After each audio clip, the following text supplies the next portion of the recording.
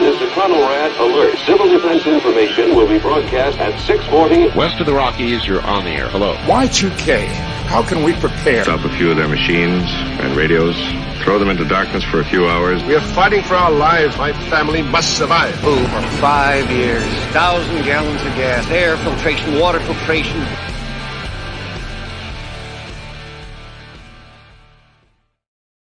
Coming at you from the frozen tundra that is East Central Alberta, Canada, streaming live on YouTube, Facebook, Twitter, Twitch, Rumble, and Odyssey.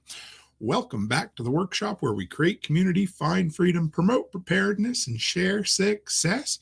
I am Toolman Tim. Today is January the 21st, 2024, and this is episode 418 of Workshop Radio.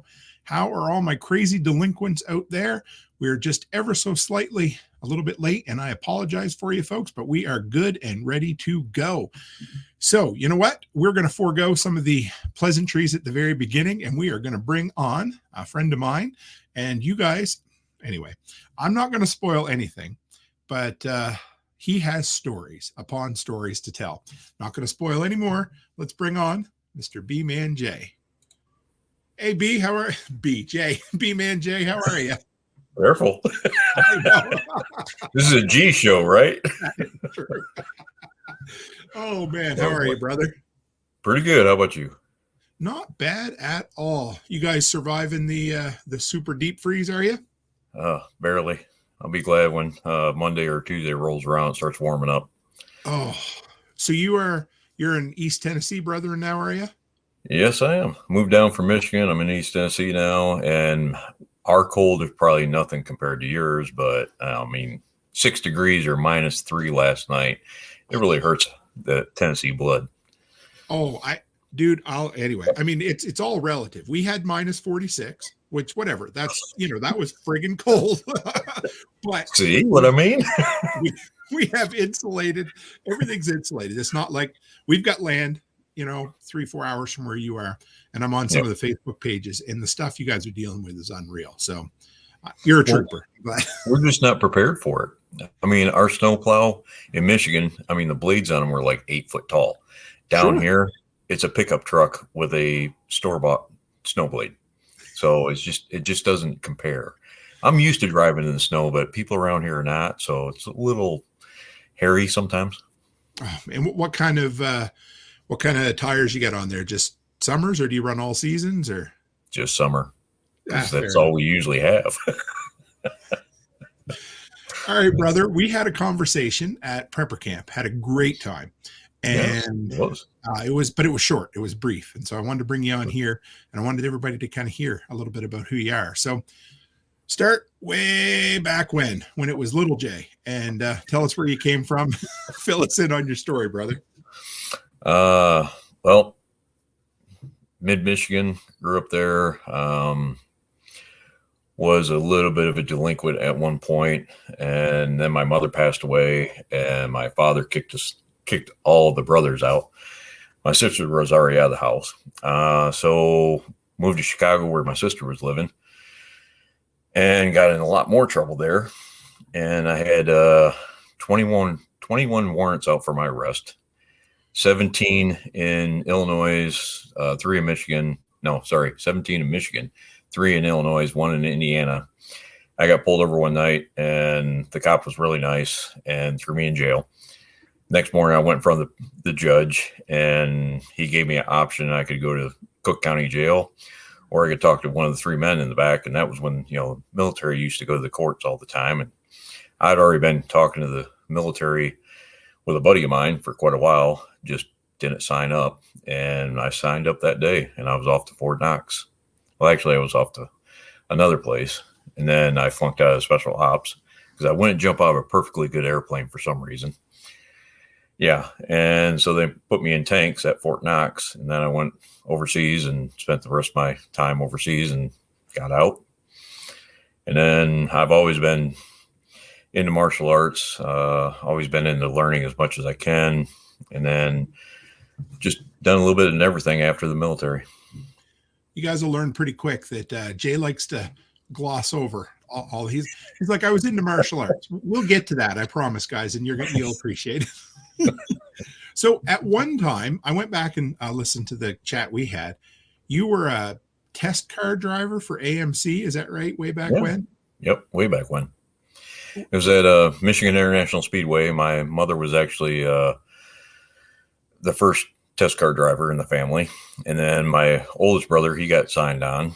And then, once I got 16, I was really interested in it. So I just went and signed up, and we would test drive AMC cars, which sounds really interesting, but it was more like you're driving 70 miles an hour around a 2-mile track for 8 hours. It's not a lot of fun. Or you get the stop and go like city traffic, and you would, speed up to 35, then slow down to stop. And then you go to 25 and stop, and then up to 30 and stop, and then 25 and stop. So you're emulating going through a city so that they could get their miles per gallon. And so it wasn't a lot of fun. Every once in a while, Mr. Penske, he'd come out there and, he grabbed me or a couple other guys that he liked. We would go out before MIS is now a huge parking lot. They would, there was a test course out back that was nothing but curves and hills, and he would just fly across them things, and we would have a blast. And then, growing up at the racetrack during the race season, you get to pull security. So I got to know all the race car drivers back in the day, hanging out with Rusty Wallace, Kyle Petty, and all these people. And it was just a lot of fun. They were like a second family at that point. Man, who was the coolest? Who did you enjoy the most at all those drivers? Kyle Petty, because he introduced me to Grizzly Adams. Really? Yeah. I was walking by, and I kind of looked in Kyle's truck, and I'm like, what the heck is, I'm like, that guy looks really familiar. And I kind of walked up, and then Kyle Petty was walking towards me, or Mr. Petty. I used to call him Mr. Petty all the time, but he'd come up and he's like, who's sitting in my driver's seat? I'm like, no, he looks familiar. And I'm like, I think I was maybe 10 or 11 at the time, because my mom was hanging out there all the time or doing all that stuff. This was before I was a test car driver. And I was like, he looks familiar. Here he comes walking over. And as soon as the guy spoke, I was like, oh, Grizzly Adams. Oh, it was like and that was probably the only time I was really ever starstruck, because it was just like, wow. And he's like, calm down, son, calm down. I'm just a man. I'm just me. And I was like, that's really cool. And that just kind of stuck with me with, meeting all these different people. I've met a lot of celebrities, and it's usually just walking down the street or something, because I'm always watching people, and they're always just real down to earth. There's been a couple of jerks, but it's like, no matter who you are, you don't need to be pompous. You are who you are, and you just go hang out and do your thing. And, that's what everybody does. So it really irritates me when I see people just be so pompous about stuff. And it's like, I hate those people. So you're in the military for a bit, and then you went into, was it postal service after that? I can't quite remember. Yeah. Well, I did many jobs, but eventually landed at the post office and did 25 years there, and then got out when I screwed up my back. So been recovering from that ever since. How'd you go from military to the post office? Because it wasn't just the post office, but you were working on, was it the Cherokee Reservation at one time, or did I get that wrong? No, I got hired in at a small office, and then bouncing around the different offices. I finally got up to Lansing, Michigan, and did pretty much every job there. I worked on the Postal Rate Commission at one point, where, we go out, we test letters and all that, and then we send that information, and they determine by how much gas that they use and manpower and all that. And then the prices, stamps will either go up or stay at the same level, and they have to go to Congress to get that changed. So I was part of that team. And then when I transferred down to South, because we wanted to move, and I've made a lot of people mad, and I have a deep voice, and I will stand for what I believe is right. And so it was, I was a supervisor for a while, but I was also a union steward for the clerks. I was a union steward for the mail handlers. So I made a lot of people mad on both sides of the spectrum. So when I was trying to transfer, it took me 5 years with 81 denials in 10 different states. Finally, I went to the postmaster. I said, if you really didn't like me, you get rid of me. He goes, no, we like you. I'm like, no, I know you hate me. Why punish yourself by punishing me to stay here when you could just get rid of me and you wouldn't have to deal with me anymore? And within 2 weeks, I was down in Bryson City, North Carolina. So that worked for me. But then Bryson City didn't want me because somebody called down there and warned them about me. So I'm like, dude, I'm coming down tomorrow. I expect to start working on Saturday. He goes, you ain't working here. So called around the different offices and found Cherokee, North Carolina. And they're like, we would love to have you. I'm like, you heard about my reputation, right? He goes, I don't care. He goes, we need somebody. I don't care how bad you are. I'm like, okay. So I went in there and absolutely loved it. John Bradley was my postmaster. Barbara Twinita was my clerk along with me. And then the Smoker brothers were carriers, all Cherokee people, all beautiful people, just gorgeous souls. They were just great people. And then how long were you there? I think 2.5 years. My family was still in Michigan. I finally got to move down to Tennessee. I was still working over there 6 days a week, coming home about maybe a day and a half, and then have to go back over there and work. And then eventually I transferred to Knoxville. I was there for about 3-4 years maybe. And then I got hurt and then they booted me out. And so is that when you get into inspecting beehives and that sort of thing, or was there anything in between there? No, there's always stuff in between. Dude, I love the in-between. The in-between is what gives it color, right? Oh yeah, definitely. Well, I was a beekeeper up in Michigan, and when we moved down, I had to bring my bees down. You know, they're my girls, so I brought them down. And I was a beekeeper down here, and I started speaking at some of the clubs and talking about bees. And the state apiarist became a friend, and Mike came out the one day, and I was holding the honey convention. And excuse me, it's just a beekeeping convention for all beekeepers or people wanting to become beekeepers. So I was there running that, and Mike came up to me during a break, and he goes, I need somebody to work for me. I'm like, what do you mean? And he goes, well, I cover the whole state. I hired one guy on the west side. I need somebody on the east side. I was like, well, you already hired somebody. He goes, yeah, but he just quit on me. So I was like, well, I guess. And my buddy's standing there. He goes, I'll do it. And Mike's not even paying attention to him. He goes, I need somebody. I'm like, well, I don't really want to work. I'm retired. I don't want to work. He goes, well, it's not really like work. You just go out and talk to beekeepers. I'm like, well, I would like that. So I hired on, worked for them for 8 years, doing part-time jobs and going around educating people was part of the job too. So I really like that. And then as the government is the government, they just decided to restructure everything, and I lost that position. So at some point, and I don't remember where you told me this before, but I know you hurt your back, but at some point you were slightly into martial arts too, weren't you? Yeah. Remember the show Chips? Oh, I sure do. I called it bike chips when I was a kid, but yeah, I do. Well, Ponch and John, they ended up running it up against Ninja. And I was like, what the heck is this? And I didn't have any idea. So I went on, the next school day, I went in there and I'm talking to my buddies. I'm like, so did you see Chips? And they're like, yeah. And, what was with that guy being a ninja? And I don't know. So we went to the library because there was no internet. You couldn't look up anything. So we're like trying to figure out stuff. Librarian comes over and she pointed us in the right direction. So then I pulled out a book, and it was a Jeet Kune Do from Bruce Lee. So I started reading that and, trying to do the little things in there. And then my dad saw me. He goes, hey, we met that guy. I'm like, met who? He goes, Bruce Lee. I'm like, when? He goes, oh, you were just a little kid. And I was like, okay, I have no recollection of, this meeting ever, but we went apparently when we were traveling. My dad went to his friend dragged us along, said, this guy's really cool. And we watched the demonstration. I wish I could remember it. I really do.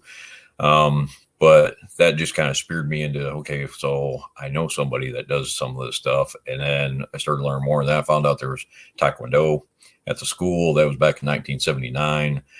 And then everywhere I go, I always try to find a new type of martial arts, learn from them. If they're good, if they're not, then I just kind of leave them alone, walk away. But if they're good enough, I want to go learn from them, because not every teacher is a good student, and not every student is a good teacher. So over the years, you tried your hand at a few different martial arts. Which ones? I mean, I want to say which one's your favorite, but what's the best all around one of the bunch, or where do you land on them? I really like the internal martial arts, like Kung Fu, Tai Chi, Qui-Gon, Chin Na, and it's the internal martial arts is much easier for you and your body, because you're using your opponent's movements and weight against themselves. The ground can hit them much harder than I can. So it's just much easier than like karate and taekwondo. It's a hard block, and if somebody's punching you, you're supposed to block it out of your way really hard. And it's like, well, eventually, as any fight, you're going to get hurt. So as you get into fighting, you're going to get hurt, no matter if you win or lose. So why not make it easier on yourself and do something with the internal martial arts, where you can just use their own weight against them, or their own pain against them, to control them. So I really like the locking movements of Chin Na and Tai Chi. Basically, Tai Chi is just slow moving Kung Fu, and Kung Fu covers everything. It's not like one style is Kung Fu. There's many different types of Kung Fu. Kung Fu is just martial arts in general. Did not know that. So I think it was just a couple of days ago. It was the 30th anniversary of the first UFC pay-per-view, I think, or pretty nice. Darn close. So in the 90s there, considering you were into a bunch of different martial arts, did you ever dabble into the mixed martial arts at all? Oh, yeah. How'd that go? It was doing pretty good. I was going to go speak with Dana White and the team over at the UFC to maybe get into it, but I got in a really bad motorcycle accident like the week before, so I just didn't get to go. But I ended up training cage fighters and having fun with that, and it was a lot of fun. What are some of the more interesting dudes that you trained with over the years, either be it martial arts or MMA, that sort of thing? Boss Rutan is a beast. I love that guy. Yeah, he's cool. Randy Couture, great guy. Loved working with him. And Matt Hughes. Those are like the top three guys. I mean, there's other people, but those were like the top three guys. I still haven't met Chuck Norris. I really want to meet him. Oh. That's the one guy that, he was the badass back in the day. I really want to meet him. He's still doing good. He's still kicking and doing good. I think he has a farm or a ranch now or whatever. Yep. But I love Boss. Is it Boss Rutan? I don't know. Yep. If I Rutan. Yeah. I love watching the old videos. The highlight. Yeah. The dude could take your head right off. There's no getting around it. Yeah. So didn't you, and I hope I don't have this, my brain isn't always as good as normal, but didn't you kind of make your own martial art at one time, or do I have that? Yeah. So what was that, and where did that come about? Every martial arts has similarities, and so I just took the best of pretty much all of them and used some of the same names. Some of the, all the techniques have just little variations. I found the variations that really work for me. I was in 1,089 street fights. I was in 512 competitions. I was in 32 cage fights. And so I just took all that information and wrapped it up and put it all in one system called Grand Chi. And that's what I got inducted in the Hall of Fame for. You just kind of brush over that, of course. But yeah, so this is the World's Martial Arts Hall of Fame. Is that, or what do they call it? Well, there's different martial arts Hall of Fame, but I'm in the United States Martial Arts Hall of Fame, along with Bill Superfoot Wallace, which is another cool guy. I don't know if you remember him. Just in passing, so when you say over 1,000 street fights, what entails a street fight? What does that mean? Bar brawl, fighting in the street, fighting in the alleys, fighting anywhere, in a gas station or whatever. I was a bouncer for a while, so I just kind of slid all those fights into that street fighting area. I was a bouncer in Chicago for a while. So That's crazy. So you're like, yeah, test car driver, and then into the military, and then along the way you become a fairly well-renowned martial artist. Then you go around and start inspecting beehives, and then one day you retire from that, so sort of, and Hollywood comes knocking, right? Well, I can't make it up. People are gonna be like, he's just making this shit. I'm not. It's true, dude. Yeah. Well, actually, the honeybees got me into acting. I was doing a inspection on the west side of Knoxville, and I got done with that, and I had another one over on the east side of Knoxville. So I was just driving through town. I was like, oh, I'm getting low on gas. I'll grab some gas. Plus, I'm a little bit early, and I hate being too early, and I really hate being late. Oh, yeah. But I pulled into a gas station. As I'm pumping the gas, I looked over and I see what I thought was like a crime scene, because there was a car or a police car there, and there was a camera crew. And I'm thinking, that's strange that a camera crew's there when the police are there. Usually they're not there all the time. I was like, well, okay. So I'm just kind of watching, get done paying, or I went inside, pay for my gas and grab something to drink. I come walking out. I see the guy climbing up on the overhead, and I'm like, oh, he's getting the shot down. I'm like, oh, that's like a TV or movie set. I'm like, so I just kind of being nosy, just stood there by my car watching. One of the grips comes walking by and joking around. I'm like, hey, man, how do I get in on this? And he goes, oh, go talk to her. I'm like, are you serious? He goes, yeah, we're always looking for people. I'm like, really? He goes, yeah. I'm like, okay. So I go over there, and I didn't realize she was the director. And I was just kind of waiting until they said cut. And as soon as they said cut, she kind of looks at me and she goes, can I help you? And I'm like, yeah, the one guy said to talk to you about, how do we get in on this? She goes, oh, go to Jupiter Entertainment on Facebook and just apply for anything that looks or sounds like you. I'm like, okay. I'm like, that easy? She goes, yeah. I'm like, okay. So I went off to my bee inspection, didn't think about it. And this is like probably around June. It was a little after Christmas, before New Year's, all the families together. I'm sitting there and I pull up the laptop. I'm dinking around on Facebook, and I'm like, oh yeah, Jupiter Entertainment. And I pulled up, and there's a guy with glasses, looks like me, was in the military like me, computer programmer like me. And I'm like, this is me. So I just took a quick picture of me and sent it off. And they came back like the next day, and they said, we'd like to book you for the show. And I'm like, really? I'm like, that damn easy? And then when I go in there, the director, I'm sitting in holding with all these other actors, and I'm like, oh man, I don't know what the heck. They're all like talking, and they all know each other, and I'm just the introvert in me, and I'm just sitting there in the corner, looking around like, I don't know, man. I don't know if I can do this. And the director comes in there. He goes, all right, I need you, you, and you. I'm like, okay. So I get up and I go walking over, and he goes, all right. He's explaining the scene, and Bobby is just a great person, and he's explaining the whole scene, what's going on. And the first thing he mentions is, I'm going to be up on stage and I'm going to be singing. I'm like, whoa. Nobody said anything about singing.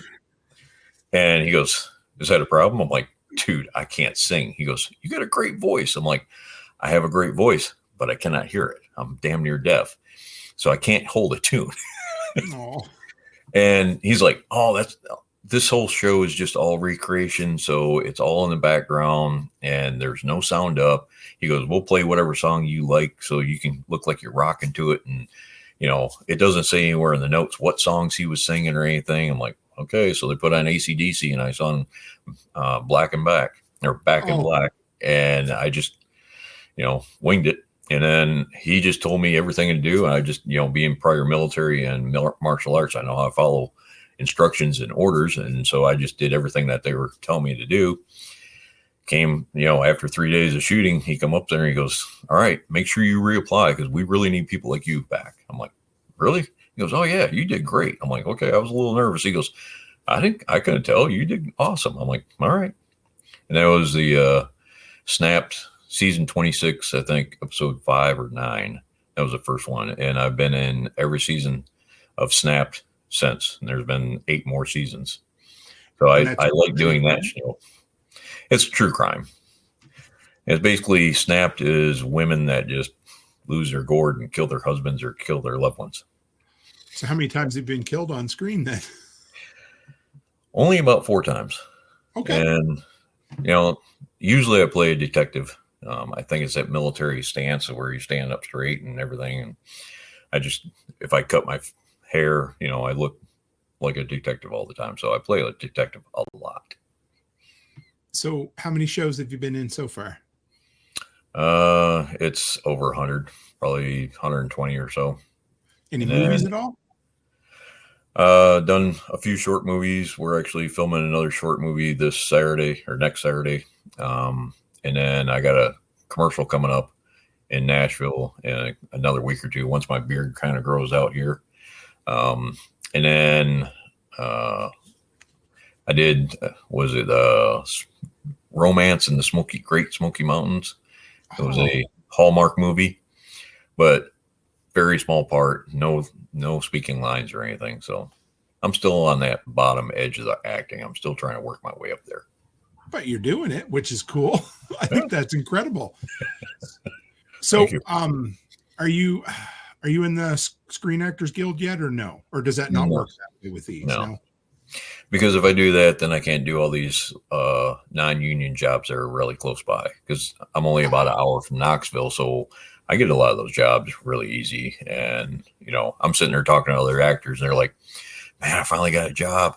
It's been like 6 months." I'm like, 6 months? I'm like, is that normal? And they're like, what do you mean? I'm like, well, how often do you get a job? And they're like, usually about every 3 to 4 months. And I'm like, oh, okay. And they're like, well, how often do you get them? I'm like, about every 2 to 3 weeks. And they're like, what? And they're like, who's your agent? I'm like, I don't have an agent. And I think that's the problem, is they're always waiting on their agent to show them or to find them a job. And I'm like, no, I'm hungry. I want the jobs. I'm going to find them. That's cool. I had a guy on not too long ago around Halloween that does short films. He's up in the Michigan area, but he comes down Tennessee area quite a bit. It might be somebody you guys should chat with each other. Yeah. That would be, I love making connections. That'd be awesome. So I don't know if I ever asked you this, and you don't have to say. I'm just curious, these kind of background roles, like what kind of day pay do they kind of pay? Crap. Yeah, I kind of figured, but well, I won't go to Knoxville unless it pays me $100 or more. I don't go to Atlanta for $300 or more because I hate the traffic. Yep. Nashville, I'll do $200 because my daughter lives about an hour north of there, so I can go to Nashville and then go up there and hang out with her. So it kind of depends on where it's at, or if it's a friend. Like next weekend, Matt, I did a show with him, Storms of Suspicion, a few years ago, and I didn't think I made an impression on him because he was just quiet and he was just kind of watching things. And then I realized later when he called me up and said, "Hey, I need you for a part." I'm like, "Okay, that's what part?" And he explained it. I'm like, I can do that. And I realized a lot of these actors that are also directors and writers, they're sitting there watching everybody else act and going, "I need that person. I need that person," and they're storing it away. So now I've been doing that, and now I've been helping. Like there's a new movie, as soon as it gets funding, Protecting Grace. All them punches to the head, every once in a while I can't speak.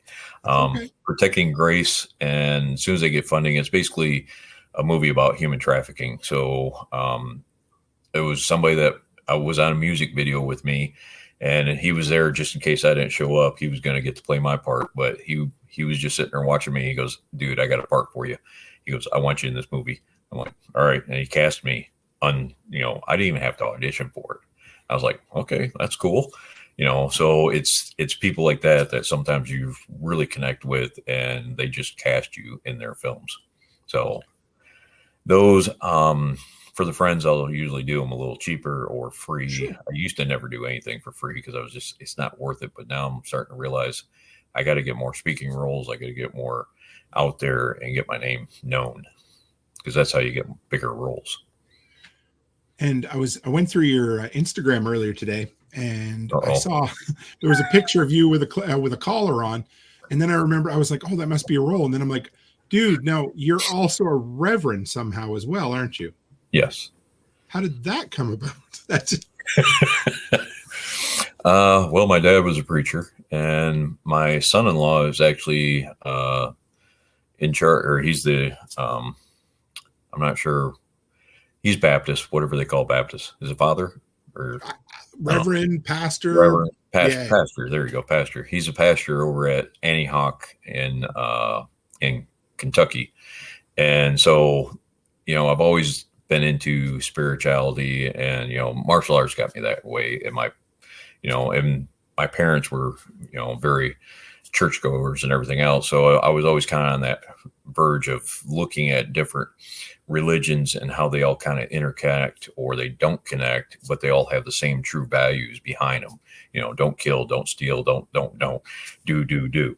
So I was looking at it one time and I was like, well, how do I become a reverend? So I started digging into it and just did it. It's like some people want those certificates on the wall. I don't care about the certificate. I care about the knowledge. I want the knowledge. I want to gain as much as I can, because you only go through life once. When we first met and we first started chatting before, I learned this term quite a few years ago from Jack Spirko on the Survival Podcast, and the concept of a modern Renaissance man. Mm-hmm. And since the role of the most interesting man in the world's already been taken, I think you fit the bill of modern Renaissance man for sure. Yeah, somebody else called me that the one time, and I was like, I'm a what? He goes, you're a Renaissance man. I'm like, I don't even know what the hell that means. So I had to look it up, because the first thing that popped in my head was Danny DeVito in the movie. And I was like, what? I'm like, what the hell world? And then I started looking it up. I'm like, oh, okay. I guess I kind of fit that bill. And then more people started calling me that. And it's one of those things, is like, once you see one sign, you start seeing a lot of signs. So now I'm like, okay, yeah, I guess I am a Renaissance man. My wife claims that most people who might have a touch of ADD, at least the need to always be moving on to the next thing. And I don't know. I love it. I think there's something, if you're not learning, what are you doing? Like you said, you only get one kick at this can. And if you're not doing it, why are you bothering? Right? Exactly. So let's jump into bumblebees, honeybees or whatever. And also we'll touch on some prepping and stuff too, but you've been with bees for a long time, and you kind of went up and down as far as how many were into them, but how did that start? I don't know if I ever asked you how you get into bees. My buddy at work, when I was working in Lansing, Michigan for the post office, and he just came in one day and he's like, JJJ. I'm like, what? And he's like, we're going to be beekeepers. I'm like, no, we're not. And I turned around and I started walking away from him. He goes, no. I'm like, that's correct. No. We're not going to be beekeepers. And I walked away from him.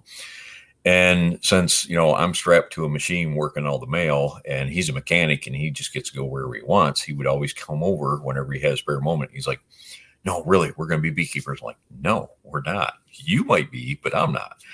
And he's like, why don't you want to be a beekeeper? I'm like, dude, the whole reason I hate summer is all the stinging insects. He goes, no, this is different. And then he started explaining to me, bees only sting to defend themselves or their hive. And I'm like, okay, that's kind of interesting. And he bugged me all day. At lunchtime, he came up and he puts a book on the table and he slides it towards me. I kind of look at it and it says beekeeping. I slid it back to him. And he goes, you love learning, just read it. And he slides it towards me. And I'm like, well, it was kind of in between books. I'm like, all right. So I picked it up and started reading it. And then at, the overtime break, I read it again. I'm like, okay. Went home, read it. In the morning, I read it a little bit, went out to the workshop, started building my beehive. And I come back in after my 2 off days and I'm like, hey, Timmy. I said, when are the bees coming? He goes, oh, they're coming this Friday. I'm like, this Friday? I'm like, wait. No, not this Friday. I need more time. He's like, no, they're coming, no matter if you like it or not. I'm like, okay, well, I got my hive built. You got yours built? And he goes, oh, no. I'm like, what do you mean no? I forgot to do that. So, that's exactly like a true, first time homestead or anything. Let's get chickens and we'll worry about a coop later on, Yeah. Well, they're small. You have time to build that coop. And then the next thing you know, chickens are ready to go outside because they're smelling up the house and they're done with the heat lamp. And you're like, oh, well, now I got to build a chicken coop real quick. That's this weekend's project. So where did bees take you after that? Bees. I I just basically had him for the homestead because the whole thing he was talking about was, he goes, well, you prep anyways. I'm like, I wouldn't really call it prepping. I know I was in the military and most guys start prepping afterwards, but I'm a farmer. Everything comes in the garden. You got to get it put up right away. So it was, he just explained that honey never goes old. So, they found honey in the pyramids over 3,000 years old. It's still good. Wouldn't you like to really taste that honey? Because honey for every year, even if your bees never move, every year that honey tastes slightly different. And it's because of the different rain season, the different dry season that's coming through, the different flowers that will bloom. One year may be a really good locust year. Another year is really good for the clover. So that honey tastes a little bit different every year. I really want to taste 3,000-year-old honey. I really, really want to. So if anybody out there has connections, hook me up. My wife gives me grief. 100% that would I heard about a lady just the other day that found 57-year-old wedding cake in the bottom of her freezer. She'd saved it for her 50th wedding anniversary and her husband passed away. They'd forgot about it anyway. Yeah. But yeah, so I'd be all over that, man. We found cookies, year-old, 2-year-old cookies. I've always tried it. So sure. Absolutely. Yeah. What other kind of sundry things like or pollen or beeswax or anything? Have you ever gotten into that? I never really got into making pollen for people because I just can't find a market for it. So I just let the bees deal with it. The honey up in Michigan, it was, you could sell a jar every once in a while. And I had like 5-gallon buckets of honey because we switched from using sugar to cooking with honey and doing everything with honey. But there was still just too much. I come down here to the South and I go into work one day and I'm the new guy in Knoxville. And one of the guys is talking to me. He goes, well, what do you do for fun? And I'm like, well, I like my bees. I go out there and it kind of de-stresses me. He's like, you're a beekeeper? I'm like, yeah. He goes, you got honey? I'm like, yeah. He's like, well, bring me a couple jars. I'm like, okay. And then by the time I walked out of the building, I already had a order for like 25 to 35 jars of honey. I'm like, so I threw, I think 6 cases of honey in my car the next day and I come down and I sold out. So I came back home and threw a bunch more jars in my car. And every day I come in and I sold out all my honey. And I'm like, okay, there's a different cultural awareness down here towards honey than there is up north. That is cool. So do you still, are you still selling or have you kind of pared back over the years with bees or what are you doing with them now? I am about 10 years behind on honey production. So I've got sales out for 10 years. My honey is good. But then again, I always tell people, if you're a beekeeper, I ask them, who's got the best honey? And you should answer, I have the best honey, because you always do. In the store-bought stuff, stay away from the store-bought stuff, people. Whoever's listening to this, just stay away from it. Unless you know your beekeeper, you don't know if it's 100% honey or not. And a lot of the honey that's coming into the stores is corn syrup, and it's mixed with a little bit of honey, and it's mostly corn syrup. And then sometimes they'll actually buy local pollen, and they go through the filtration system of the honey, pull out all the pollen from either China, Argentina, or really big countries that do that, even Canada. And they will filter out all that pollen, and then they buy local pollen, and they will inject it into the honey so that when it's tested, it sounds like it tests as local honey. Wow. Yeah. Adulterated honey is a big thing. I watched an entire show, or maybe it was a YouTube video, I can't remember, but there was a whole bunch of countries that were banned from importing honey to the U.S. and Canada. And so what they were doing was they were shipping it to countries that could import it. And they were playing like, the hot potato or whatever game. Yeah, the shell game. Yeah, the shell, that's it. Yeah. And I had no idea. And here, Bee Blessed Farms just said Instacart has the honey that is under state investigation. Oh boy. Yeah, it's crazy. And there's a guy here in East Tennessee, and he's been in trouble several times, but he always gets a little bit better the next time, so they can't catch them on the same thing twice. He has about 30 colonies. I think 32 was the one time I drove by and saw 32 colonies, but he supplies honey to East Tennessee, Middle Tennessee, part of West Tennessee, South Kentucky, Virginia, North Carolina, South Carolina, Georgia. And I'm like, how do you get this much honey? Each hive only makes about 80 to 200 pounds of honey, so how are you selling all this? Well, he buys all this honey from Asia, brings it in there, and then he's buying all this local pollen from everybody, and that's how he keeps those certain ones there. So when they come inspect, he just shows them those jars of the local honey. And he got in trouble because his jars say East Tennessee Mountain Honey, and he's like, no, that's just the name of the company. That's not saying that it's local.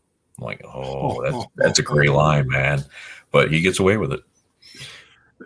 It was like the old rumor of McDonald's when they said they had a company called 100% Pure Beef.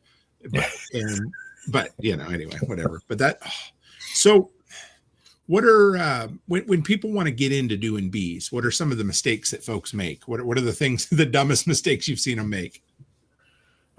Education is the biggest one, because everybody thinks, I can just put 2 hives out there. Well, pre-1982, you could just put bees out there and they would be perfectly fine. But through importing and exporting, we got in small hive beetles, and we got in varroa mites in 82 and 84.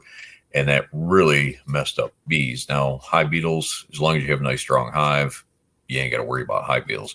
But varroa mites, they actually attach to the bee and they suck out the fat. And when they're digesting the fat with the enzyme goes into the bee to break down the fat, and the diseases go into the bee.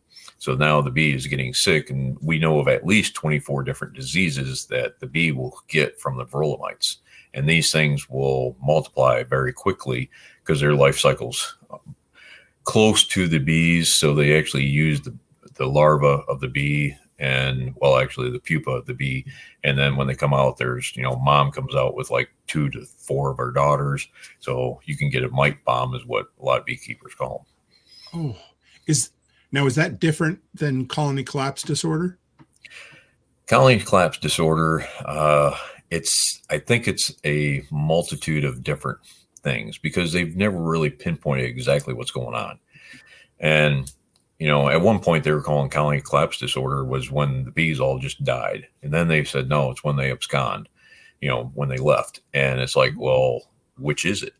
And then it's just, I've never had to treat my bees. I've been lucky. I've never had to put chemicals in my bees. I do treatments where I split my bees. I manage the varroa mites through different practices, but I've never had to put chemicals in my hives. And so the one year I was like, well, I don't have mites. Maybe I'm not doing the check correctly. So I sent off 1,095 honeybees to the bee lab, and I can't even remember where's that, but I sent them off to the bee lab, and there's live bees, dead bees, and then a portion of wax from 8 different hives is what you take it. So I sent it off. I get this report back, and they said I have 1.5 mites. I'm like, awesome. Because if you get 3 per 300, you're supposed to treat with chemicals. I'm like, well, I got 1 per 1,000. I'm like, I'm doing great. So, I don't have to treat. I've been lucky like that. And I think it's through my practices, but the chemical makeup of the wax, because wax is very porous. It's like a big sponge. Sure. And I had 37 chemicals in my hives. And I'm like, how do I get 37 chemicals? I mean, my girls are going everywhere. They're picking up anything and everything. Everybody that sprays Roundup in their garden, is using 7 dust, which will kill bees. But all these other chemicals that the farmers are spraying and all this. And, I've moved my bees from Michigan down to here, and I had some of the same wax in there. And, we always tell people, and I even tell people when I go speak, rotate your wax out at least every 3 to 5 years. Get rid of that old wax. And here I am. I got frames of mine that are probably 25 years old. But I don't have a problem with disease, and I don't have a problem with varroa. So that's why I usually don't really rotate them out. So do you, you're kind of getting into the chemical end of things. Are you saying that might be what's causing colony collapse, or is that what they suspect it to be? I would say so, and I've heard a couple different professors say it because it's like a bug bomb. If the bees will fly over certain vegetation to get to a different one because they need a certain, like every flower doesn't have the same pollen makeup, doesn't have the same nectar. Each pollen has a certain amount of this or that or whatever. And so sometimes the colony needs a slight boost of something else. So they will actually fly over a certain floral to get to a different one, and then they bring it back. Well, even your bees, when they go out, they tell each other through a honey dance where the nectar source or pollen source is. And sometimes you'll see your bees go, one hive's all going out to the left. You'll look at the next hive and it's all going out to the right. And then you look at the next one, they're kind of going every which way. And it's like, okay, so that one that's going every which way, they're picking up from field A and field B, and farmer A sprayed, whatever, and farmer B sprayed something different. Well, when it comes back, now those two chemicals react inside the hive because they're bringing those chemicals back, and it creates like a bug bomb, or at least something that they don't want in that hive. And when it gets too much, the only way they can deal with it is to abscond, to leave. So that's part of that colony collapse disorder. And there will be dead bees at the bottom because they will wait until they're like, no, let's try to figure this out. And they're trying to keep their hive going. Some of the bees are dying, and there's only so many bees that will take out the dead bees. It's, it creates so much work for them. And then eventually there's like, all right, we give, they take off. Wow. So does that have bad consequences? Obviously it does, but how serious of an issue could that be long-term, do you think? Well, if you don't realize what's going on, and I tell people that, whenever their bees abscond, there's a reason they leave a perfectly good home, especially when you walk in or you open it up and you're looking and you're like, okay, there's plenty of food sources in here. So why would your bees, and I relate it to people, if your wife has the kids in the house, you're in the house, there's plenty of food, and you have a good house, it's airtight, why would you leave? Why would you leave a perfectly good house? There's something wrong there. So if your bees just leave, then you go ahead, and I would scrape all the wax out of all the frames, and I would hit the frames and the inside of the box with a torch. It's not going to kill American foul brood, but that's a whole different thing. You can definitely tell if it has American foul brood. They will die in place. But absconding, they take off. You can bleach it and then hit it with a torch and burn out any kind of disease that might be in there, hopefully, with the bleach and the torching. And then put new bees in it. And also, they will mix and match boxes. Everybody does it with beekeeping. But if your bees abscond from one of the boxes, keep an idea of what those boxes are. Number them or put color tape on just those boxes so that next year you're sticking that one box with bees in there. If they're doing good, then you find that same box that was on it from last year, put that on there and keep going like that. And eventually you might find one of the boxes just like stops them in their tracks. They won't expand in population. They just kind of stop. But if they keep expanding, great. If they start depopulating, then, okay, there's something wrong with those boxes. Just throw them on the fire and burn them. Huh. So speaking of boxes and frames and hives, I got a question here from Off-Grid Ping. He's my neighbor down in Tennessee on our property. And he said, is there a particular type of hive that you prefer, or maybe plans on how to build one? I prefer the Langstroth hive. It's been around since probably the mid-1800s or late 1800s. It works very well here in the United States. It was developed by Reverend Langstroth, and he found out that there's a bee space. If it's more than 3/8 of an inch, they will build it with comb. If it's less than 3/8 of an inch, then they put propolis in there and seal it up and close it. So the Langstroth hive is very good. The top bar hives, they're easier to work, and even the long Langstroth are easier to work on your back. But a long Langstroth is basically just a top bar hive that takes the regular Langstroth frames. It's kind of hard to get the bees going in those. Once you do, they do very well, but they don't make a whole lot of honey. If you're in it for honey, then you want a Langstroth. There's many different ones. There's like the cathedral hives, there's ware hives, there's all these different ones that people are trying to always reinvent the wheel and try to make it better. Honeybees are the most studied insect in the entire world. Yeah, so it's funny. I was just going to ask you this, and let's bring it up from the right here. So Hunter says, and I'm sure you have an opinion. See, he's shaking his head already, folks. Here we go. I saw another ad for the hive that you twist the handle and fill up your jar, which is really pretty on Instagram, but I'm wondering what your thoughts are, Jay.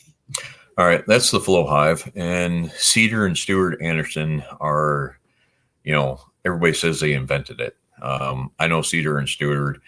They used to help. They would give us a flow hive every year for the honey convention when I put it on. And they're nice people. And they will even admit we didn't invent anything. They found an old patent that was, I think it was back in like 1829 or something. It was an old patent. And they just couldn't do injection molding back then. Well, Cedar and Stuart found it, and they're like, oh, well, we can make this now with injection molding, and we can make these frames. And basically, it's, the cells are here, and basically it cracks it. And now the fluid can roll down, and then there's a trough at the bottom, and it rolls out the back and goes into the thing. The only problem is that I've seen, the first problem was my boss called me up, and he goes, anybody with a flow hive, warn them. He goes, quit being a guy, and you get these like long rods to stick in there and then turn them, and you've got to break these cells.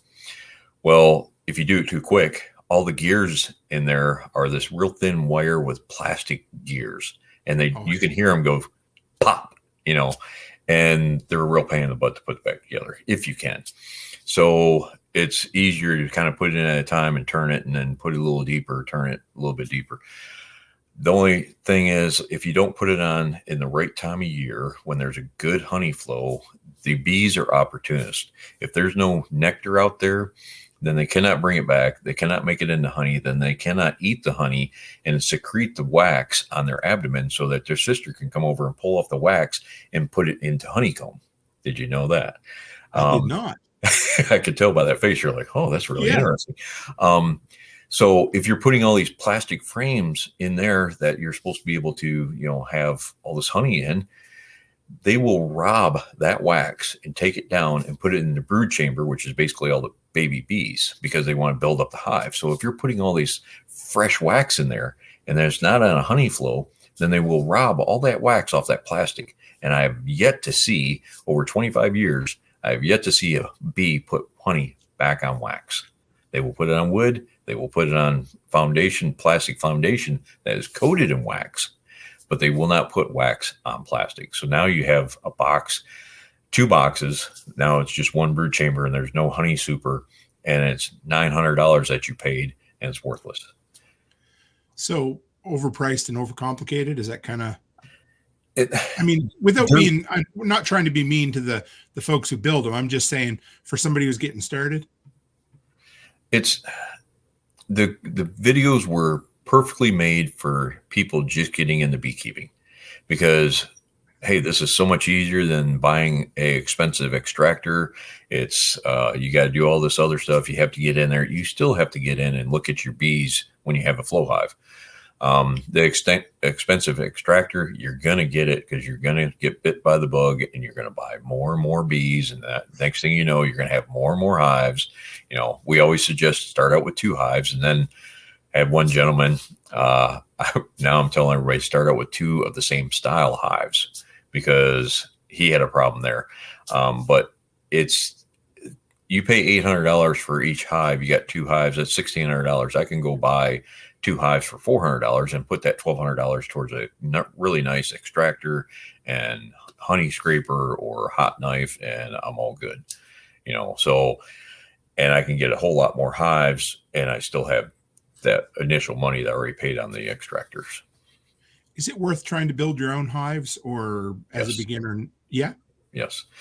I would suggest building everything in the hive except for the frames. The frames just have so many cuts, they take forever to do, because you got the top bar, and it's got probably, I think, 10 or 12 different cuts. And then you got the side bars that have 4 different cuts. And then the bottom bar is the easy one. It's only got like 5 cuts, so, and then, it's so much easier to, it's $2 a frame, or maybe it's $2.50 a frame. Go buy that. There's 10 of them.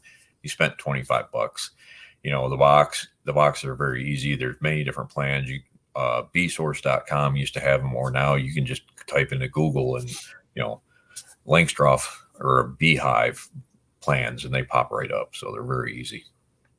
So say I was able to talk the missus into having bees, and I was also able to, you know how it is, but I petitioned the town council to allow bees and chickens, which we've talked about for a while, but the old allowed versus able. But either way, so say I was ready to get started, what kind of gear do I need? Any beginner, what would you tell us? Because here's my problem. I'm the type of guy who buys a freeze dryer, then buys extra trays, then buys a chamber vacuum, then, you know what I mean? So I have to stop somewhere. You have an addiction. Yeah. First part is admitting it. Right. The first year I went out there, and all I bought was a veil with a hat.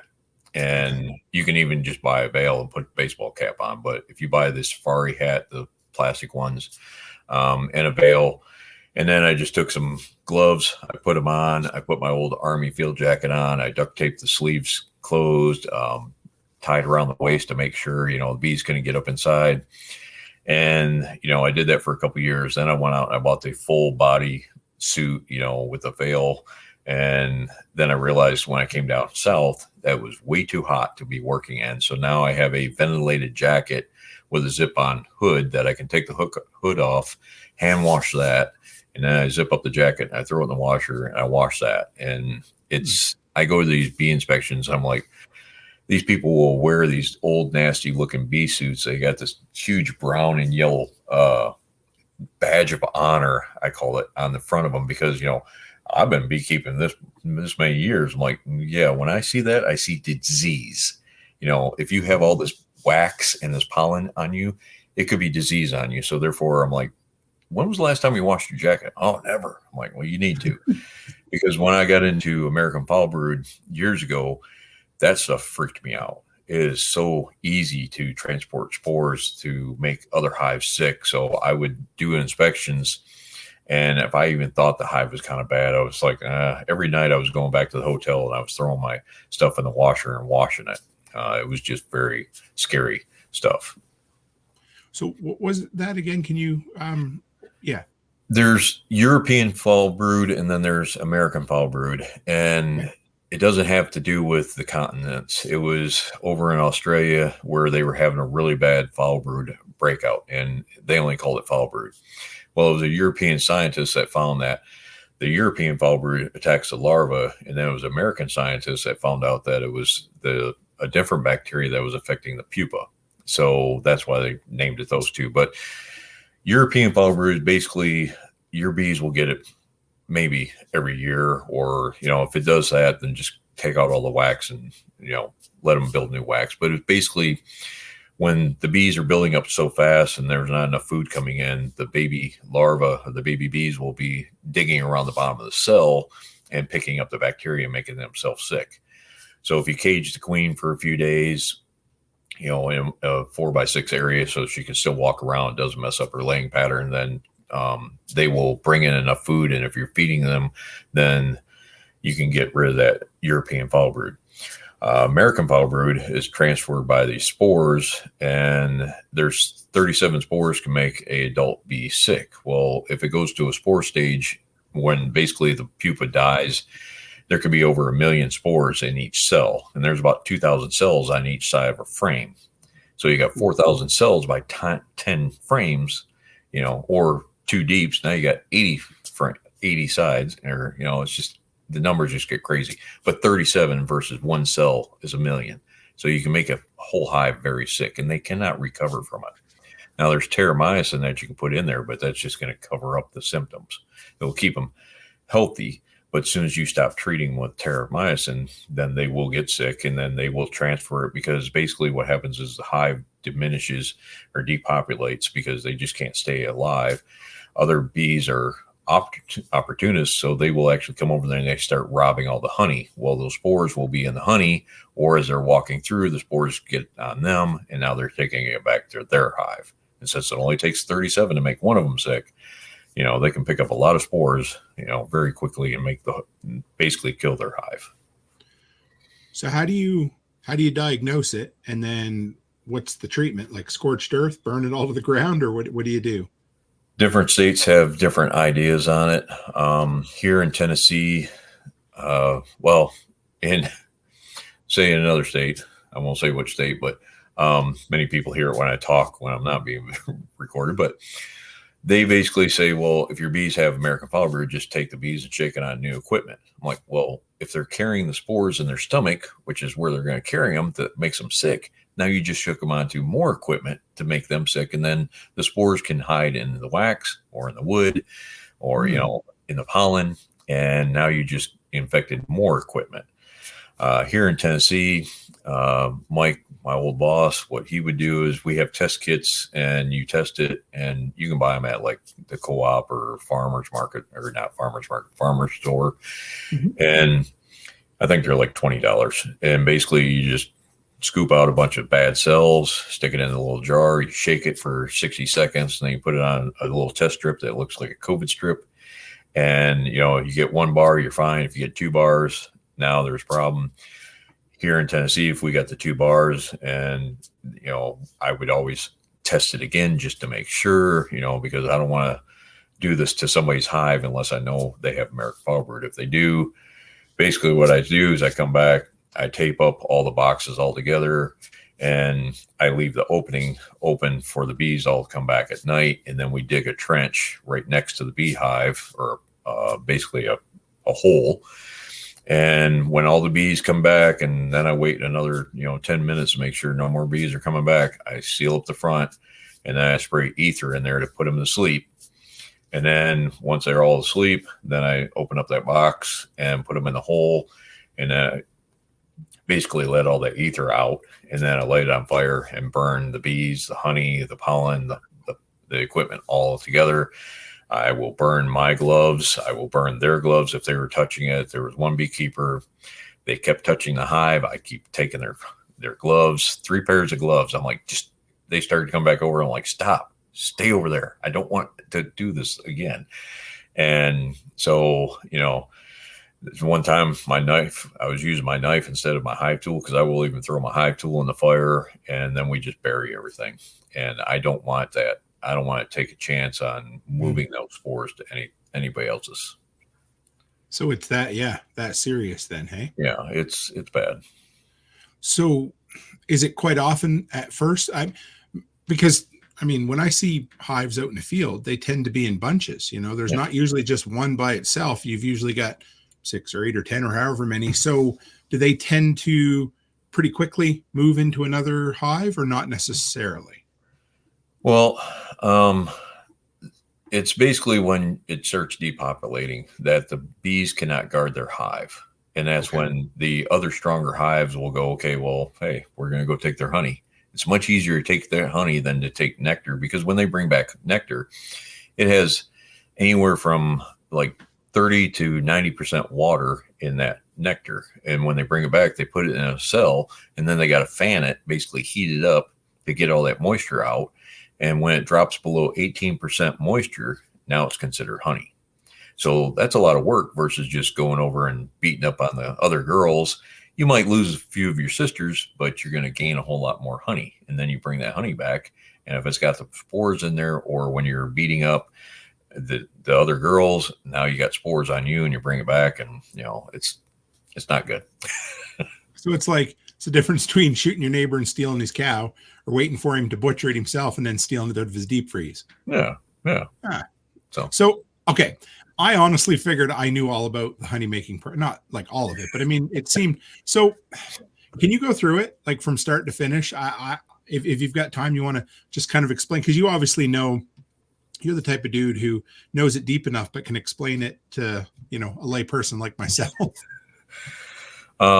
So like if anybody's listening right now and they wanted to get into beekeeping, it's January, order your bees now, because by the end of January, pretty much all the bee breeders will be sold out of bees. So order your bees, make all your equipment up throughout the winter. Right. And then the next year, you might want to order more bees because you really like beekeeping, or you're going to expect a loss and then make more equipment for next year and paint it and get ready. So then in the spring, your bees come in, you install them into the hive, and now you just basically, you can, a lot of people like to feed their bees. I've never fed my bees. I don't like doing that. Bees have been doing this for millions of years. I looked back as far as I could find, multiple resources. As far as back I could find was 1948 when they started mentioning about how to feed bees. We didn't do that before that. I think it was after the Civil War, or not Civil War, World War II. And so I'm not great at history. Can you tell? All right, man. So anyways, if you have to feed your bees, always feed your bees. Don't lose your bees. I will tell people feed your bees because you took too much honey off. But anyways, back to spring. We want to install them in there in spring because you get that really good spring honey flow coming in. So join a local bee club, find out when the local or the bees are coming and when the honey flow is. They really watch it. Some of these guys know exactly right when it's coming. The honey flow is going, they're bringing in nectar, they're bringing in pollen, and they're making bee bread. And so the bee bread is basically the pollen with a little bit of nectar in there. It ferments a little bit. And then that's what they feed the baby bees along with the honey and royal jelly. And when that bee is ready, after about 9.5, 10 days, it will get capped, that larva. And then they gestate, depending on if it's a worker or a drone, depending on, one's a little bit longer for a drone. And when they come out of the capping, they're an adult bee and they instantly go to work. And then they work to the end of their life, which in the summer, a worker will last about 30 to 40 days and then she's dead. And she tries to die outside the hive. But if she dies inside the hive, there's many different jobs. And when they're inside the hive, there will be crypt takers basically, and they drag the dead out. And they fly it at least 100 yards away, because they don't want a bunch of dead right in front of the hive, because that brings in skunks or whatever, other animals to eat. So they're trying to get as far away from the hive as possible. So anyways, back to, bees are populating and getting bigger and stronger. The queen's laying anywhere from 1,000 to 2,000 eggs a day on average. And that's all her job is, just lay eggs.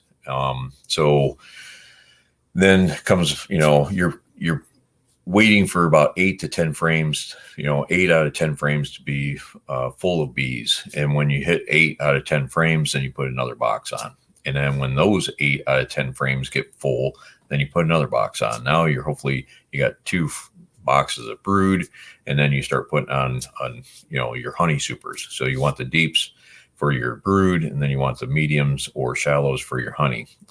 Since my back blown out, I've switched all over to nothing but medium boxes, which are a little bit lighter, because a medium box will have about 60 to 45 to 60 pounds of honey on average. Wow. Now, if you were stupid, like when I got into it, I didn't read enough, and I put the mediums down below and I put the big heavy deeps up top. I was pulling off 120 pounds with a broken collarbone. I had my elbow strapped to my body with a belt, and nobody else in my family, my kids weren't old enough. My wife wasn't going to help me. So I'm out there trying to take out 120-pound boxes with a broken collarbone. And, that was a whole another story. But so you're building up throughout that time. And like in Michigan, the dearth is only like a week or 2 long. And a dearth is basically a dry period where there's really nothing blooming for the bees to go get. So they're just basically busy housekeeping. They're going out, they're looking around, they're not bringing anything really back, or maybe just barely enough for, just their flights. And then the fall flow kicks in. And in Michigan, it was very good. Here in Tennessee, their dearth is, lately it's been really screwed up, but usually it's about 6 to 8 weeks long. And so a lot of people pull off their honey and not, and then feed them back sugar water, which is nothing but carbohydrates, where honey is a superfood. You could live on honey alone. So what I do is I leave my honey on there, because that's why they make excess honey. It's for the winter, to get them through the winter, but it's also to get them through the dearth. So I leave that good honey on there, so when they come out of the dearth, they have good, healthy bees in their hive. You pull off all the honey and you give them nothing but sugar water. It's like giving your kid cotton candy all weekend long and then expecting him to do good in school, right? He's going to be burned out. He's not going to be ready for school. So I leave that honey on there. That's why they made excess honey. If I want more honey, I just make more bees and more hives. So I actually wait until the spring to pull my honey because it's a marketing thing versus also, I want them to get through the winter. I'll go into that in a second. Most people will pull it off in June here in the South, or, we used to pull off in the fall up in Michigan because you could see how much fall flow was coming in and judge how much honey you could take off and put back on, put the boxes back on there, and they would fill up. The reason I take it off in the spring is around here, everybody's pretty much sold out by January, February. And when I pull it off in spring, I'm the only one selling honey, right? So naturally, I sell out very easily. Now my name's gotten around there. So now I have, plenty of back orders for my honey. So then when you put the honey supers back on or whatever I extracted, now you're getting ready for the winter. And then when winter hits, basically they cluster up around the queen, hopefully around about a basketball size. And the queen's inside, she's still about 96 to 97 degrees in there, even though in Canada, you were mentioning it was minus 30, 46. Yeah. But it's minus 46, but the queen inside there is at 95, 90, or 96, 97 degrees inside that cluster. Now that cluster is nice and big. She's just sitting here around the middle, and all these bees, they're shaking their wing muscles to make friction to keep everything warm for her. It's all about the queen. She must live on. The other workers don't care, So when they get too cold on the outside, the other girls will actually push them in, and then the other girls will sacrifice themselves and go on the outside. So it's always in flux of all these bees just moving in and out constantly throughout the winter. And they're slowly moving up, eating honey as they're going up through the hive. Now, there's no drones. Those are the boys because they're worthless. Right, guys? You get that at home. Yes. Yeah. So the drones, when they will start making drones in spring, and it's basically when they think, okay, this is the breeding season, queen, the hive will split. The old queen leaves with about half the bees, which is basically all the foragers, all the bees that have been outside. All the house bees are still staying there, and they will raise the new queen to take over. So they know this is going on, so they will start making drones, but they won't breed with their own hive. They like to breed with queens that are at least 100 yards away or more to separate that genetics. It's all in them already. They know this. So they go out, and so the queen leaves. You can catch that swarm, which is always fun. Even to this day, catching swarms is amazing. But the drones, if they actually make it through the year without breeding, and because why I say it that way is because when they do breed, they have bigger eyes, they're big guys, and they will fly at the queen, and they will actually ram into her, and that snaps off, and they fall to their death. Yeah, wouldn't that be fun? But if you make it to the fall, then fall's not good for you either, because your sisters will kick you out of the house, and because you don't make honey, you don't do house cleaning, you do nothing but look for a virgin queen. So if you try to come back in there, then they will chew your wings off and kick you out again, so you can't fly back up into the hive. They don't want the boys in there. They're worthless. They're only there to continue the species. Boys, the drones, they cannot sting, so they cannot defend the hive. They don't get honey. Basically, when they wake up in the morning or when the sun comes out, they don't sleep, but they make micro naps, some research says. But in the morning, the bees will go out, and I refer to it like guys. We go out to the bar. We go out to what's called a drone congregation area. It's a high point overlooking a valley or overlooking an area. And because the queen is slightly bigger and she flies slower than the workers, all the drones are just hanging out looking for a virgin queen. If they don't see anything and they get bored, then they go into the nearest hive and they say, hey, feed me, and the girls will feed them. And then they go back up and they hang out with a bunch of guys waiting for that virgin queen. And then if the day's over, they go back in the house. That's all they do. They're just a bunch of drunk guys hanging out at the bar waiting for that that nice looking girl coming in, right? So yeah, I can go on and on. I ramble. Oh, dude, no, you are great. This is I've probably learned anyway. That's unreal. So, okay. What are the percentage in a hive of workers versus drones when they're born? Like, So do they, I mean, is that in their genetics to know, are they just this many survive, or how does that work? Well, it depends on the years how many drones will be in there. Like in spring, there will be a lot more drones than in the summer and fall. Then it could be anywhere up to about 60% will be drones in the hive, which is a whole lot, which is way too many. So a lot of beekeepers, when they see drones, I went out to one guy to do an inspection, and the whole time he's sitting there, he's popping heads off of drones. I'm like, dude, can we get through this? He goes, I hate drones. I'm like, they continue the species. And if you have a good queen in there, you want those drones, going after the virgins of your other beehives, because you want that good genetic in the other hives. But so typically you want about 20 to 40% drones in there. You even getting 40% is a lot, because they don't do much. They don't eat a lot, but they do eat honey. They don't bring anything in. The only thing they contribute to is the species. Wow. So is there only one queen per hive, or are there? Typically. Okay. So then you've always got these virgins that the drones are trying to impregnate. So is that next are they doing that to take the place of the queen when she dies? Is that the idea? Well, it's when basically, it's like if you and your wife, she's the queen and you impregnate her, and then she starts laying way too many kids in the house. And now the house has only got 3 bedrooms.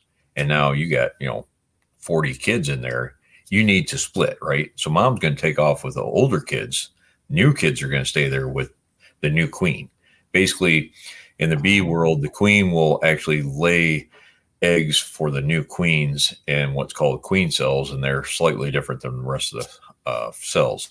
So she takes off with all the foragers, which is the older bees, and basically they gorge on your honey, and they fill their stomach and their honey stomach full of honey, and then they take off.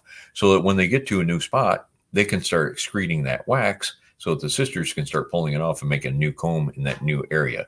And now they have started a new house, leaving the old queen at the original house, your original colony. And now the nurse bees are taking care of that queen. And what happens is she usually doesn't lay all the eggs the same day. She'll lay like 3 different days. So that way, when the first couple queens start coming out, they don't fight right away. They will actually go out and do their mating flight, and they do this for about 3 days, and they try to get at least 18 to 20 drones to impregnate them each day. And then, like the slut she is, she goes back in the hive and she doesn't show her face ever again until the next season, when she swarms off and lets the new virgin queens do this.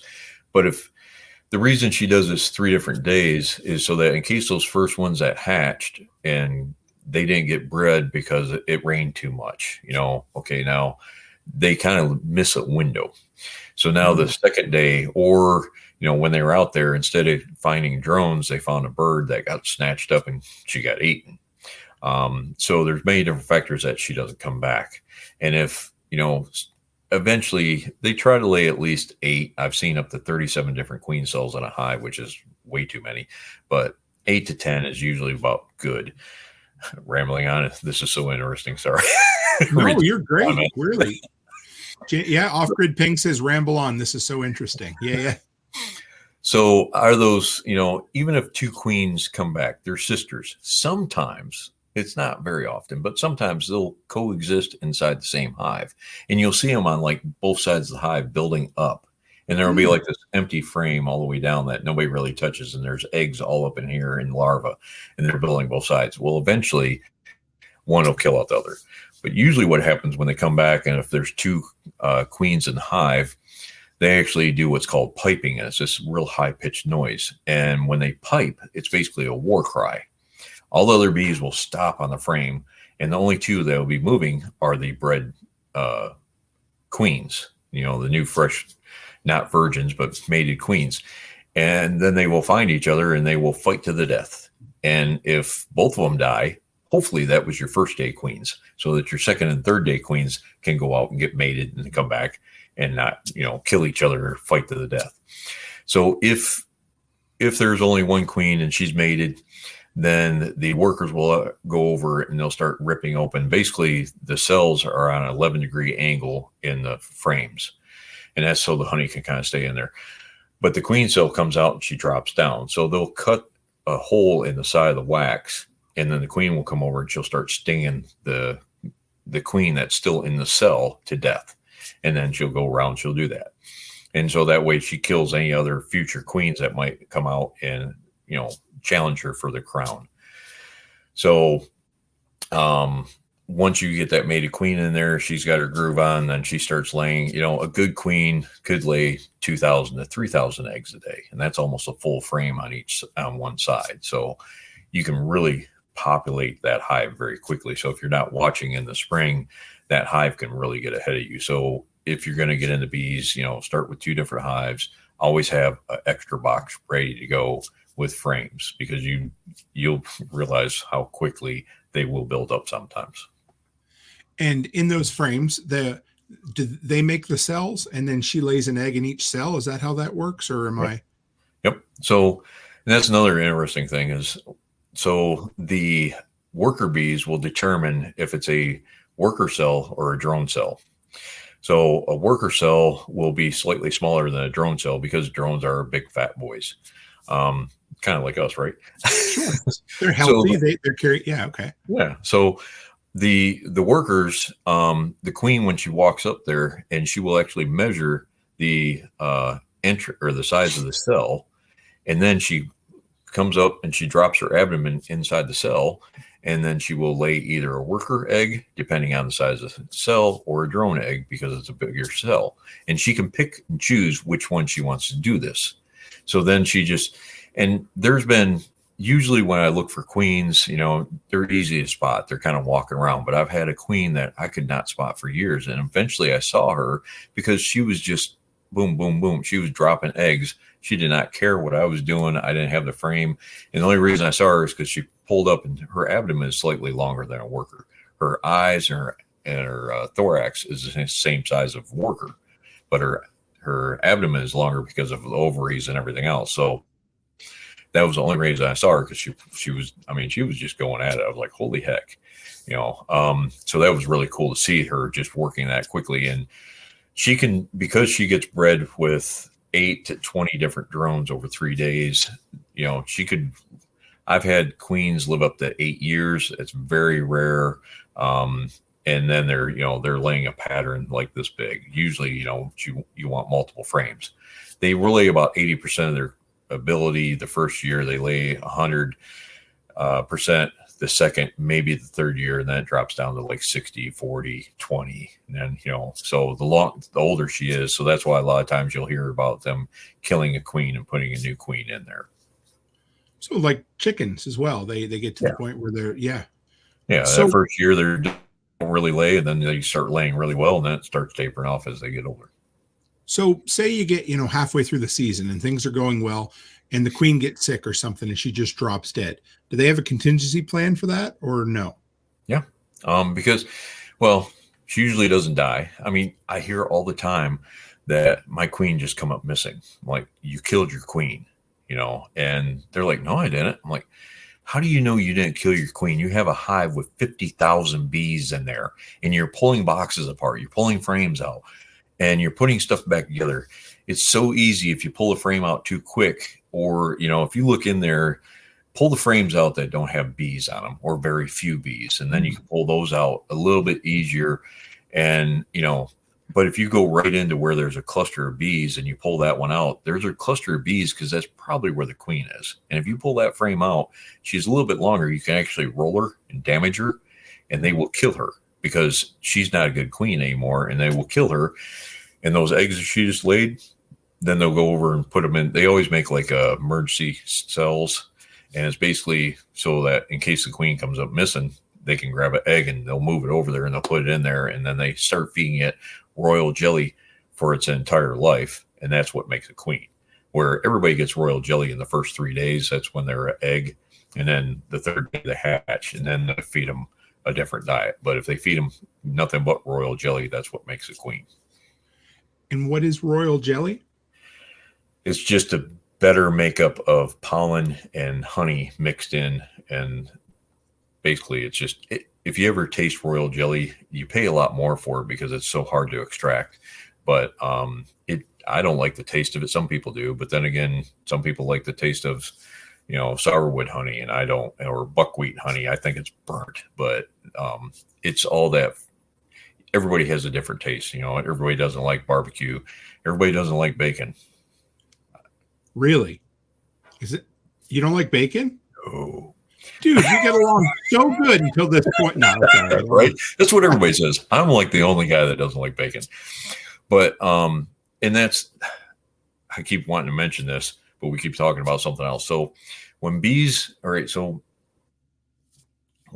back and they found a good nectar source, they will come back to the hive and they do what's called a honey dance, right? Now, imagine the room you're in is completely black. You can't see anything. So all you feel is a vibration of your sister telling you where the honey is. And basically what she does a figure 8. And then doing this figure 8, she will shake her tail or her abdomen back and forth. She doesn't have a tail, her abdomen back and forth. Depending on how many times she shakes it back and forth is the distance away from the hive. Now, depending on the angle of did we just lose connection? Okay. No, you're good. Depending on the angle of the dance, is in correlation to the sun and the time of day. And that angle will tell the other bees if it's to the east, to the west, to the north, or south, right? So now they know it's a direction. And now they know how far away it is by how many times you did her tail. And you can tell how great of a nectar source she thinks it is by how many times she does it on different spots of the frame. And she's doing this in the dark. So they're just you're doing so good there, Rich. Of the wax to tell them how many times it is. You're okay. I think you're good now, Jay. Yep. But figure 8. When she finds a good nectar source, you're good. Connection. Your problems. video froze up just a little bit, but you're doing good. Go ahead. Oh no, everything had been going great on Jay's end the whole time. I don't know about you guys, but I have absolutely been enjoying this entire conversation. This is crazy. This was maybe they got I don't know if they got inclement weather coming in or what happened, but we'll give them a minute here and see what happens on our end here, guys. But yeah, see, Cabot says right here, Interwebs doesn't like him because bacon. I won't hold it against him. I mean, the dude brought his A game with all of this incredible bee knowledge, which is crazy. We might even have to bring Jay back on. And oh my God, I could pick his brain all night, guys. Well, yes. So Hunter wants to know if Jay has a class, lectures, or a book. So yes, he does. He goes around and speaks at a bunch of different events. I'd like to get him at Self-Reliance Festival for sure, but we'll see where we end up with that. But that's not a problem. I think, guys, since we're at about 90 minutes in and Jay seems to have lost his connection just a little bit, I think oh, wait, hang on. Maybe. No, he's trying to come back in. There we go. Let's see. Are we back? Yeah, we're good. You did great. Hey, I filled in. So I got some questions for you here, Jay. I must have blew up the internet with all the information overload.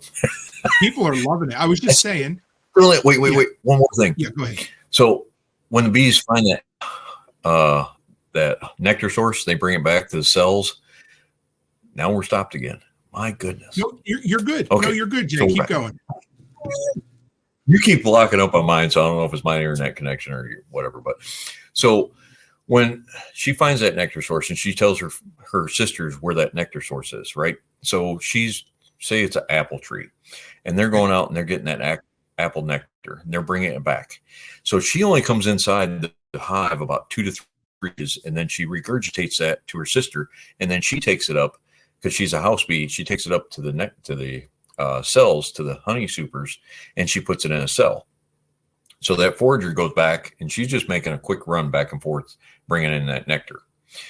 So if somebody else comes in and they're working clover, and she goes to regurgitate up to her sister, then she will take it to a different cell, because they will not mix the different nectars in the cells. Just as the pollen, they only put it apple cell, and they will only put it in a clover cell, and they will only put the pollens in those cells. They will not mix them. I thought that was very interesting. Any reason, any genetic or Darwinian reason for that at all? And they're still studying that. They still don't know why they do that, other than, that's just what they do. So I just thought that was really interesting. Yeah. That is right? cool. I love this. Yeah.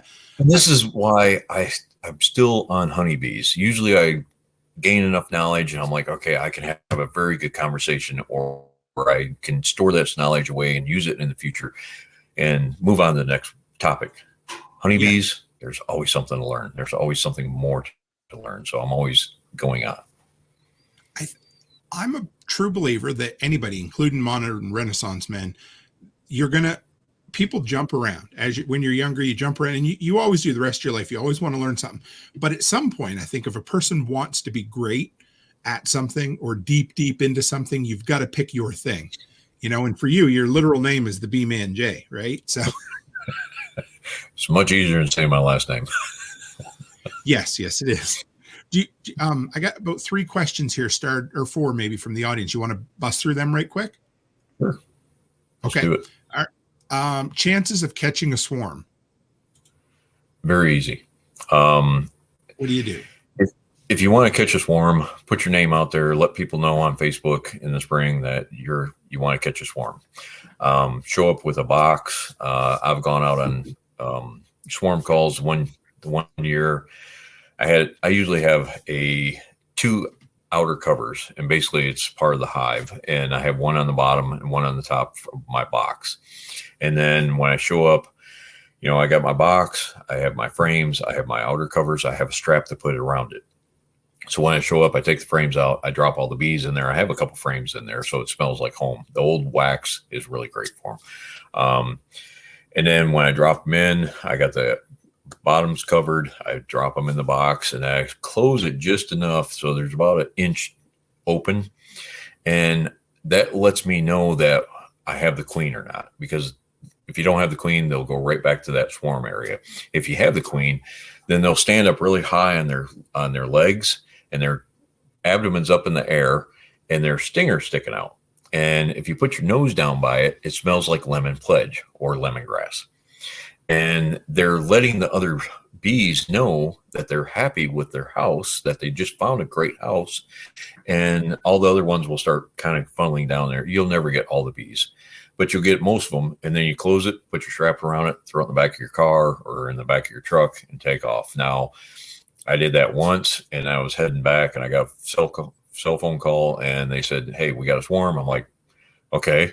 So I stopped by the post office, and I grabbed a box, one of the shipping boxes, and I duct taped the bottom of it, and I showed up, and I dropped them into the box. I closed the top, duct taped it, popped a couple little holes in it for air, but not too much, because they will start eating their way out. Put it on the truck seat beside me, started heading out to home.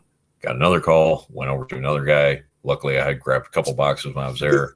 Next one in that box, taped it up, put it on the seat. So I'm holding 2 boxes of bees beside me in my truck with another, the hive in the back of the truck driving home. So it's very easy. But when they call you and say, "Yeah, we got a swarm," okay, how high is it? And if it's too high, get a ladder. Don't get crazy. It's freebies, but don't get too high. You just got it, didn't you? I've been in the back of my truck with the ladder wedged in the back of my truck up against a tree. Then I'm, up on the very top of the ladder. It's shaking.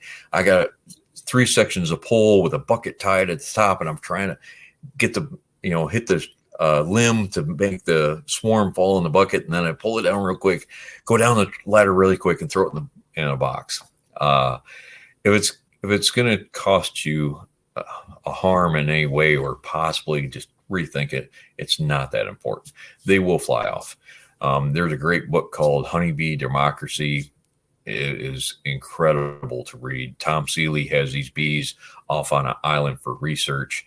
They can't make the mainland because typically they only fly about 1 mile to 2 miles. They can go.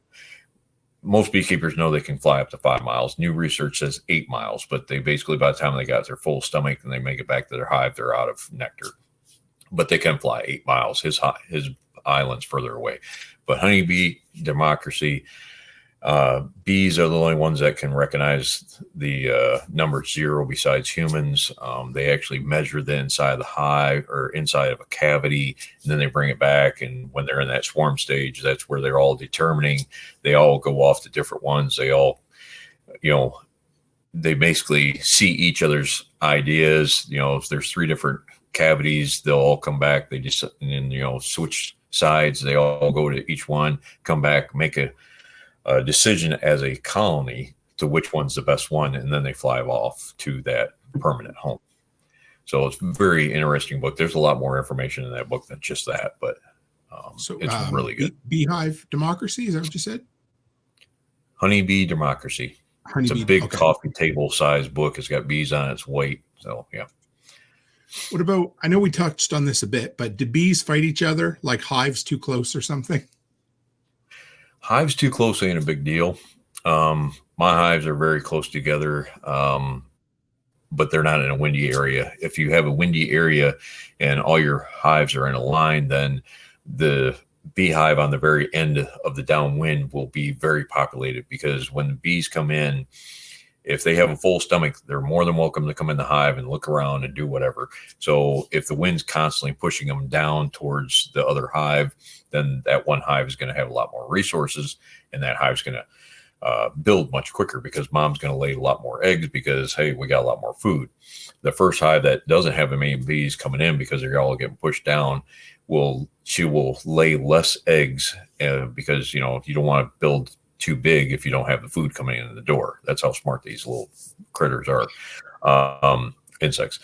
And so, but when the dearth comes along, they will rob each other. And it's basically, a lot of people call it the robbing season versus the dearth. And it's basically because there's nothing else out there for them to get other than each other's honey. And a bigger colony will pick on a smaller colony and basically go in there. And if she has a full stomach, she'll go in there, she'll look around, and they're like, hey, whatever. Well, then she goes back, she tells everybody, hey, check out this hive down here. There's a bunch of resources. So what they do is they go in there and they will try to find the queen first off, kill her, because now all the nurse bees inside the hive are going, oh crap, we got to build a new queen. We got to make a new queen. So now you have less guard force on the front entrance, and all the bees are coming in there, and they just basically overpopulate them with, the amount of bees coming in there, and they just fight to the death. And it's very hard to stop this situation once it happens. So usually during the dearth, you want to reduce your entrance down to, the size of bee, 3/8 of an inch. And that way they can guard that much easier. I'm surprised nobody's ever made a video game. Maybe they have, but this sounds like a strategy video game, like Age of Empires or something, like that's crazy. So the go ahead. The facial recognition on your phone that came from honeybees. Did you know that? I think I talked about that, didn't I? I don't think so. When we were at the camp. Okay, so years ago, I'm a computer programmer. So years ago, when we still had the bulletin boards, and that was the only way we really could talk to people on the internet because it was so new. We were trying to figure out, all the stuff that they were doing in Star Trek. Even though I'm not a huge Trekkie, I'm a Star Wars fan, but we were trying to figure out what they were doing and how they were doing it. And one day we were talking about facial recognition. That'd be really cool to do. And we were like, well, how would we go about that? Well, there was a beekeeper in the group, and this was long before I was a beekeeper. And he talked about, bees actually will measure the size of your face, how far your nose sticks out, how far your eyes stick in, the size of your ears. They have facial recognition. They can tell the depth and the width. And so he went on and he made facial recognition. So that was really cool. So like if you have a really windy area, you can put a square on the one hive, put a circle on another, put a diamond on another, and the bees will come back and they will actually recognize which entrance is theirs because they can recognize shapes. And they can even actually recognize a full circle from just an outline of a circle. Wow. Yeah, they're really smart critters. they just keep me learning more and more. So I got one question here. It might be a good one to end up on for this evening. Thank you we've stuck with this an hour and a half, even though we got a little late started for you. But yeah. Hunter wants to know, do you have a class, lectures, or books? And in general, just plug yourself. Like how can people find more or learn from you? If you go to, was it beacons.io/theBmanJ, then I have my website on, or a bunch of links on there, but you can find me as the B-Man J on YouTube here or any social media. I'm on, I think, about 18 or 20 different social media platforms. Always posting stuff. I do go around. I do give lectures. I haven't started classes yet. I haven't wrote a book. My daughter's wrote several books. Everybody in the family seems to be writers, but me. But I do go around. I give lectures or talks at bee conferences, conventions. I was just at Hive Life, and I did a talk on common mistakes of beekeepers, and I packed the room because everybody wants to know. That's a great lecture. And I told them, I said, put me in a bigger room. It's not because of me. It's because of the topic. Sure. And you notice I like to ramble on sometimes. And a lot of people say that's where I do much better, because I am rambling on. I just start spitting out all these different facts. And I know somebody over here said that, they're going to have to go back and rewatch this a couple times. And my buddy over here, Kyle, I actually went to high school with him. So nice. So we need to get you. We should get you at. I'd love to have you at Self-Reliance Festival at some point. I not that I run it, but my friends run it, and I'm sure I could help you out with that, because that's in Camden, which is, what's that, 3-4 hours from you? Not that far. So I ain't far. I drive further. I'll make the connection in the back end there and see, because I'd love to have one in spring and one in fall every year, and you would love the folks that come there. Cool, excellent. Like me, but weirder. I get no. All better. So our kind of people. Absolutely. Yeah.